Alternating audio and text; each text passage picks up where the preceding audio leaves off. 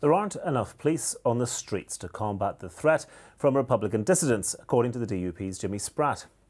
His comments come just days after a grenade was thrown at officers investigating a robbery at a bookies in West Belfast. 3 were injured, one of them requiring surgery to his arm. The effects of the explosion were clear, with a damaged curb and shrapnel showing exactly how deadly the device could have been. Jimmy Spratt joins me now. So, you want to see more police on the streets, but is that not what Matt Baggott is trying to do? Well, that's clearly what I do want to see, but I was certainly alarmed at figures which the Chief Constable gave to the Policing Board on Thursday past, whenever it was indicated that there were only 2,086 police officers for frontline police duties for response policing and another 600 odds in community policing. That means that there's around 1/3 of the force covering response and community policing, and that's on a 24/7 basis, 365, and you've got to take out of that annual leave, courts and all of the other extractions from the service that would be there. And I think Friday night's attack clearly indicates that there needs to be more backup, and one of the matters that I'm hearing from police officers on the ground is that they haven't got sufficient backup whenever they go to incidents. So when you say backup, how do you solve that situation? Are you talking about the full-time reserve, which of course we know has been largely phased out at this stage, or are you talking about a recruitment drive, or you're simply trying to get people away from their desk?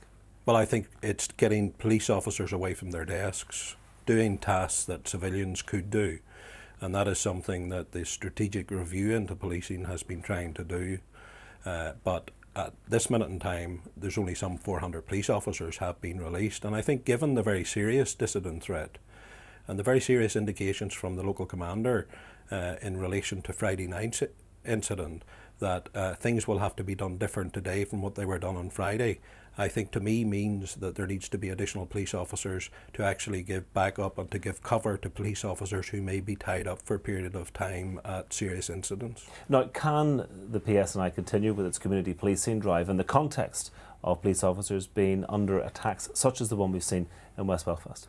Well, I think they've got to assess how they do it in the future, but community policing is a very important aspect of policing.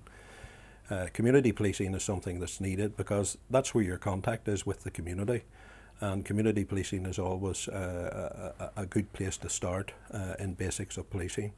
And I think the bottom line is that I would like to see, and I think the board wants to see community policing continue, so we don't want to see that disrupted in any way. But we want to be assured by the senior management team of the police service that there are adequate resources to actually give support and give backup to police officers who are dealing with what is life-threatening situation now. And certainly Friday night's attack was a very serious incident. Newton, what strikes you about the development there? We've seen on Friday night the use of this military grenade.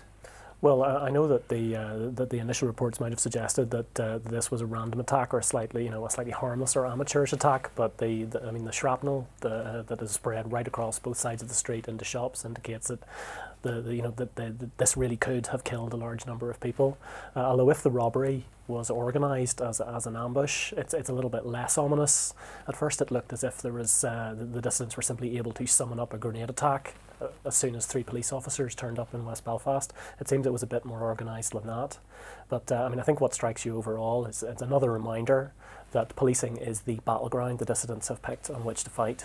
And if we're going to defeat them, it's through policing, it's through the approach to policing that we've taken up to this point, which has been so successful. If that needs more resources, I think there's hardly a better call on them really at the moment. And just in a word, Jimmy Spratt, a pretty united front still around that policing board. Absolutely, in terms of community policing, not so united in some other aspects of the policing board at this moment in time, but certainly in terms of community policing and in terms of getting police officers out from behind desks, I would say an absolutely united front. Jimmy Spratt, many thanks.